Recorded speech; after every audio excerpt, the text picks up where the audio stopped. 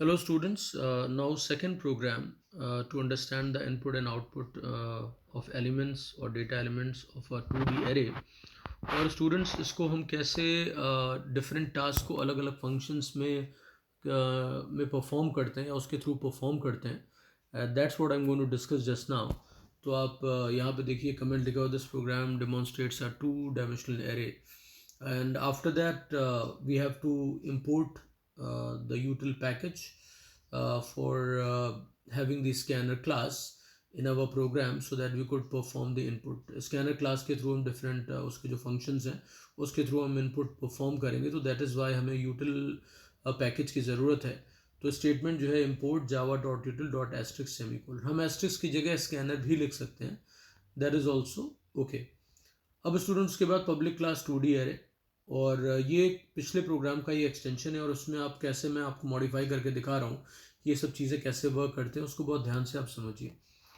Now the very first thing, scanner का object बनाया. तो कैसे बनाते हैं? स्कैनर क्लास है, तो class name then object name equal to new scanner system dot in. तो स्कैनर आपका एक क्लास है, एस सी उसका ऑब्जेक्ट है, इक्वल टू, और जो मेमोरी एलोकेट होती है ऑब्जेक्ट को वो थ्रू न्यू कीवर्ड होती है, तो न्यू लगा हुआ है और उसके बाद स्कैनर अगेन लिखा हुआ है. और जब क्लास नेम और द फंक्शन नेम सेम हो तो वो कंस्ट्रक्टर कहलाता है. तो definitely scanner is a constructor, और उस कंस्ट्रक्टर में एक आर्गुमेंट रिक्वायर्ड होता है system dot in. Okay, and then we terminate the statement with a semicolon. Students उसके बाद हम आप देख सकते हैं मेन फंक्शन लिखा हुआ है. तो अब की बार हम थोड़े से चेंजेस यहाँ पे करते हैं और हम ये करते हैं कि मैट्रिक्स जो आपका है, जो 2D एरे, वो हमने यहाँ से कॉपी किया और हमने इसको एक्सेसिबिलिटी का जो स्कोप है बढ़ाने के लिए उसको मैंने फंक्शन के बाहर कर लिया. Now it's a proper data member for us, और इससे हम कोई मेमोरी नहीं देते यहाँ पे, और हमने यहाँ पे सेमी कोलन लगा लिया. राइट. एक चीज़ मैं और क्लियर कर दूं जो कि मैंने पिछले वीडियो में डिस्कस किए थे, कि ये स्क्वायर ब्रैकेट आपके मैट के पहले भी लग सकते हैं, means instead of I N T it will appear just before the mat.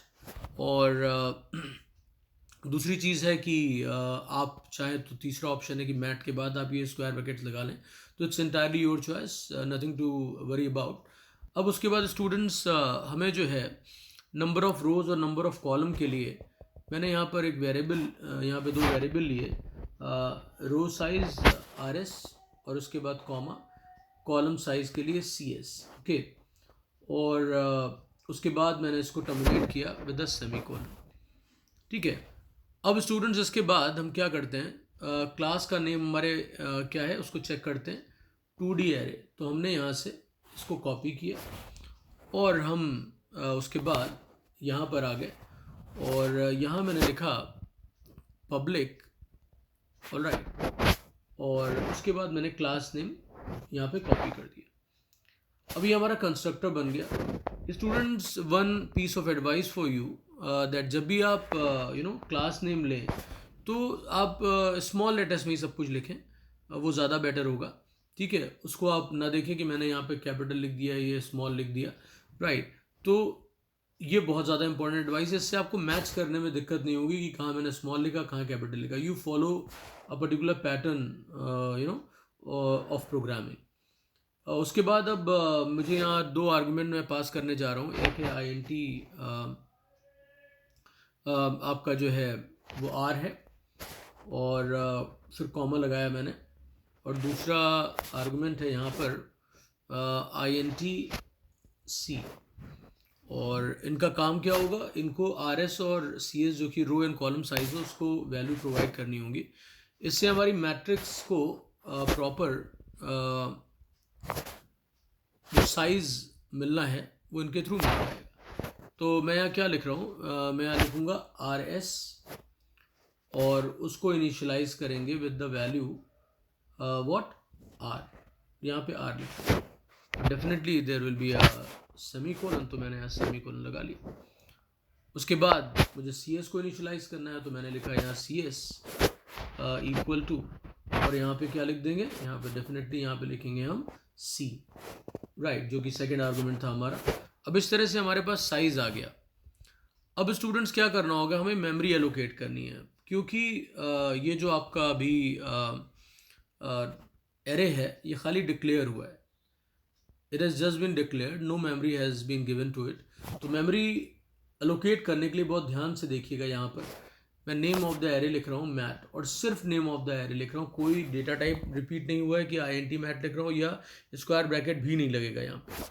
और उसके बाद स्टूडेंट्स यहाँ पर आप देखिए स्क्वायर ब्रैकेट्स मैंने लगाए, तो ये रॉन्ग होगा, ठीक है। तो इसको हम हटा देते हैं। मैंने बहुत क्लियरली आपको बताया, इसको बहुत ध्यान रखिए, बिकॉज ये बहुत कॉमन मिस्टेक है, स्टूडेंट्स के पूरे कंस्ट्रक्टर के मार्क्स चले जाते हैं since they perform these stupidities in the examination. और यहाँ पर आप देखिए मैंने न्यू लगाया मेमोरी एलोकेट करने के लिए, और उसके बाद दूसरी मिस्टेक क्या होती है, स्टूडेंट फिर से एरे का नेम लिख देते हैं, वो मैट ही लिख देते हैं, लेकिन वहाँ पे क्या रिक्वायर्ड होता है, डेटा टाइप। तो यहाँ पर हमने डेटा टाइप लगाया, और उसके बाद हमें अब इसका यूज़ क्या है, इसका यूज़ स्टूडेंट्स है कि यहाँ पर हम क्या करेंगे, हम मेमोरी एलोकेट करने वाले। तो मेमोरी जब एलोकेट करनी होगी हमें, तो हमें क्या करना होगा, यहाँ पर जो फर्स्ट जो स्क्वायर ब्रैकेट है, ये जो सब स्क्रिप्ट है, इसमें हम स्पेसिफाई करेंगे रो साइज। तो हमने यहाँ पे RS लिख दिया, और सेकंड में हमने लिख दिया CS, ठीक है। तो स्टूडेंट्स अगर आप ध्यान से देखें तो आपके सामने ये परफेक्ट कंस्ट्रक्टर है, public 2D array INTR, INTC, ये दो आर्गूमेंट्स है जो कि असाइन हो गए RS और CS को respectively. And after that mat equal to new INT RS CS। तो अब आप देखिए आपका कंस्ट्रक्टर रेडी हो गया। अब स्टूडेंट्स पहला फंक्शन हम लिखने वाले हैं इनपुट फंक्शन। तो हम यहाँ पे क्या लिखेंगे, यहाँ पे लिखेंगे public void, wait a minute, void right, उसके बाद हमने लिखा इनपुट, ओके। अब यहाँ पर इनपुट लिख दिया मैंने, और उसके बाद अब मुझे करना क्या है, उसको मैं नेक्स्ट लाइन पे ले आता हूँ, wait a minute, yes.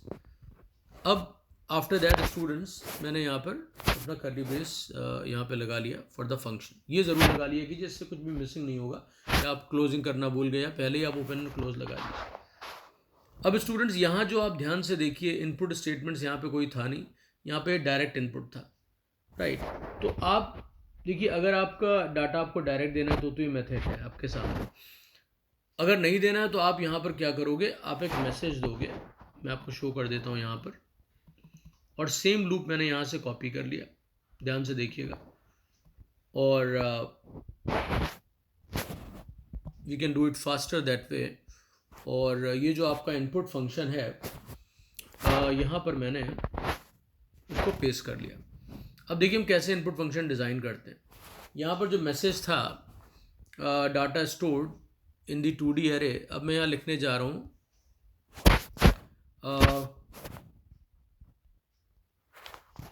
Input for 2D array, ये मैसेज हो गया, और राइट, ये बहुत ज़्यादा ध्यान देने वाली बात है। और यहाँ पर मैंने जहाँ 4 लिखा हुआ है स्टूडेंट्स, यहाँ पर मैं आराम से RS यूज़ कर लूँगा, जो मैंने वहाँ पे रो साइज़ दिया है, और जहाँ 3 लिखा हुआ है वहाँ पे हम क्या यूज़ कर लेंगे, CS, कॉलम साइज।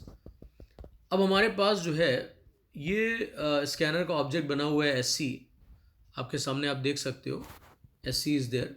तो अब इसको यूज़ करके हम इनपुट करेंगे। अब इनपुट कैसे करेंगे स्टूडेंट्स, तो हम ये नेस्टेड लूप में आते हैं, और यहाँ पर देखिए जो प्रिंट स्टेटमेंट लिखा है, बहुत ध्यान से देखिएगा, क्या लिखा हुआ है, प्रिंट स्टेटमेंट। तो प्रिंट स्टेटमेंट तो हमें ज़रूरत नहीं है, बिकॉज हमें डाटा को इनपुट करना है, तो हमने यहाँ पर ये लिख लिया, और यहाँ से भी ये हटा लिया जो आपका पैरेंथेसिस थी, ये सब इसकी ज़रूरत नहीं। अब इसको हमें प्रोवाइड करना है किसको, डाटा किस में जाएगा, mat of row and column. तो मैंने यहाँ पर लगाया इक्वल टू, और जो स्कैनर का ऑब्जेक्ट था SC, वहाँ पर मैंने फंक्शन कॉल किया, उसके साथ नेक्स्ट INT, राइट, और उसके बाद मैंने यहाँ पे लगा दिया। अब ये इनपुट स्टेटमेंट है हमारे सामने, क्या है, इनपुट स्टेटमेंट। अब जब यहाँ पर इनपुट स्टेटमेंट, तो हमारा इस तरह डाटा चला गया इसमें, ध्यान से देखिए स्टूडेंट्स, ये आपका इनपुट स्टेटमेंट हो गया। और कहाँ लिखा है, नेस्टेड लूप के अंदर, बिकॉज मैंने आपको कंसेप्ट बताया हुआ है कि आपका रो स्टेबल होती है, कॉलम चेंज होता है, फिर रो चेंज होती है, फिर उसके बाद वो पूरी आपकी कॉलम ट्रेवर्स होता है आपका। तो इसलिए आपका ये नेस्टेड लूप यहाँ पर रिक्वायर्ड है। अगर आपको कोई कन्फ्यूजन है तो आप प्रीवियस वीडियो देख सकते हैं, उसमें आपको और ज़्यादा क्लैरिटी आ जाएगी। राइट, तो ये एक परफेक्ट इनपुट फंक्शन हो गया है, इनपुट फॉर 2D एरे। आप यहाँ पे डाटा इनपुट करते जाएंगे और हो जाएगा। और यहाँ पर जो आपको हटा देना है वो println फंक्शन की कोई ज़रूरत ही नहीं, आप आराम से डाटा इनपुट करते रहिए and that will be done. तो it's a very simple function, right. और अब आप यहाँ पे चेक करिए कि आपके जितने आपने वो ओपन किए हैं, आपने कर्ली ब्रेसेस क्या उतने हैं। तो यहाँ पर देखिए 3 ओपन हुए थे और क्लोजिंग कितने किए यहाँ पर आप देख सकते हो। यहाँ पर क्लोजिंग सिर्फ 2 किए, ठीक है, क्लोजिंग आपकी 2 किए। तो यहाँ पर एक और कर्ली ब्रेस लग जाएगा, हमने यहाँ पे लगा लिया। ध्यान से देखिए। अब स्टूडेंट्स उसके बाद क्या हुआ, public static void main. Okay, हमें अभी डिस्प्ले करना है। तो डिस्प्ले फंक्शन के लिए हमें क्या करना होगा, पब्लिक वॉइड और उसके बाद डिस्प्ले, DISP शॉर्ट में लिख दिया मैंने, कोई प्रॉब्लम नहीं है। और इसमें कोई आर्गुमेंट भी नहीं चाहिए, just curly braces required for the beginning and the closing और the end of the function. Okay, अब यहाँ पर हम देखते हैं कि हम जो प्रिंटिंग का लूप था वो हमने नीचे से कॉपी कर लिया, ठीक है। Now you can see that जो आपका डिस्प्ले होना था data stored in the 2D array, वो पूरा यहाँ पर हो गया है। Now you can see here, ये हमारा डिस्प्ले फंक्शन है, public void DISP data stored in 2D array. ये आपका 1 कंप्लीट लाइन है, सो प्लीज़ डू राइट। आप इसको थोड़ा 1 लाइन में भी ला सकते हैं, तो हमने यहाँ पर ले आए इसको, राइट। और आप ये लिख देंगे डेटा इन 2D एरे, ये सब आपका 1 लाइन में आ गया, आप देख सकते हो। अब उसके बाद ये लूप चला, वही सेम लूप है जो आपने अभी चलाया था इनपुट के लिए, और वही लूप यहाँ पर भी है। बस में एक चेंज कर लीजिए, बिकॉज हमने यहाँ पर रो एंड कॉलम फिक्स नहीं रखे हैं। तो यहाँ पर RS आ जाएगा और उसके बाद यहाँ पर क्या हो जाएगा, that will be what, CS column size. Okay, just a minute, मैं इसको एक चीज़ यहाँ पर COL था, यहाँ पर दैट इज़ CS यहाँ पर आएगा। ओके, तो ये आपका CS हो गया। I hope it's clear to you all. और यहाँ पर आपने ऑलरेडी सब प्रॉपरली लिखा हुआ है फॉर द डिस्प्ले, यहाँ ब्लैंक लगा हुआ है हर एक एलिमेंट के बाद, और println है, राइट। एक चीज़ आप कर सकते हैं कि यहाँ पर जहाँ ये है लिखा हुआ मैसेज, यहाँ पर println लगा लीजिए, राइट। अब ये हमारा डिस्प्ले का लूप हो गया। तो आपका ये टास्क कंप्लीट हुआ। अब हम देख लेते हैं कितने ब्रैकेट हमारे हैं। तो हमने यहाँ पर जो डिस्प्ले कराया, यहाँ पर ओपन कितने हुए थे 3, और यहाँ क्लोज कितने हुए 2। तो हमने एक और यहाँ पे क्लोजिंग कर ली, एक और कर्ली ब्रेस की। Students let me do it now. Okay, ये मैंने क्लोज कर लिया कर्ली ब्रेस। अब हम आ जाते हैं मेन फंक्शन। अब मेन फंक्शन में से हमने इनपुट भी निकाल लिया और आउटपुट भी निकाल लिया। अब यहाँ जो करना है हमें, अब यहाँ पर सारे टास्क ऊपर हमारे परफॉर्म हो चुके हैं। तो पहले तो इन सब की ज़रूरत ही नहीं है, यहाँ पे ये सब आप हटा दीजिए यहाँ से, ठीक है। बिल्कुल सिंपल फंक्शन हो जाएगा अब ये मेन फंक्शन, बिकॉज आपको सिर्फ यहाँ पर जो उसका मेन यूज़ होता है मेन फंक्शन का, कि ऑब्जेक्ट क्रिएट करना। अब हमारा जो एरे का क्लास का नेम था वो क्या था, वो हम यहाँ से पिक कर लेते हैं so that no mistakes are there. और यहाँ पर हम आए, हमने इसे लिख लिया, right, paste, just a minute,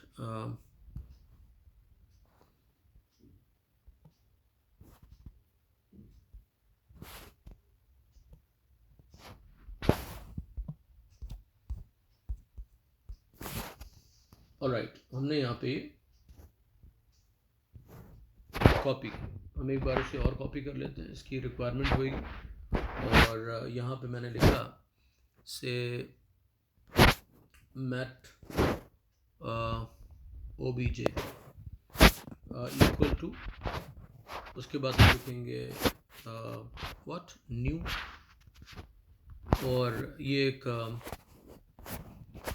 constructor है, तो यहाँ पर मैंने पैरेंथेसिस लगा ली, ओपनिंग एंड क्लोजिंग, और यहाँ पे सेमी कोलन लगा लिया। ध्यान से देखिएगा इसे। अब स्टूडेंट्स यहाँ पर मैंने लिख दिया से मैट्रिक्स हमारी कितने की है, से 5 कॉमा 5। तो रो भी एंड कॉलम भी दोनों आपकी जो स्क्वायर मैट्रिक्स है। और उसके बाद हमने मैथ ओबीजे में सबसे पहला काम क्या करना है, we don't have to display the data, we have to input the data. तो इनपुट यहाँ पे लिख लिया मैंने, राइट। अब यहाँ पर ये इनपुट हो गया और सेमीकोलन लगा दिया। इसी तरीके से मैथ ओबीजे जो आपका ऑब्जेक्ट नेम है उस पर हमने उसके साथ कॉल कर लिया DISP फंक्शन P, ओके। और उसके बाद फिर से हमने पैरेंथेसिस लगा ली बिकॉज इट्स अ फंक्शन, तो फंक्शन कॉल हो गया।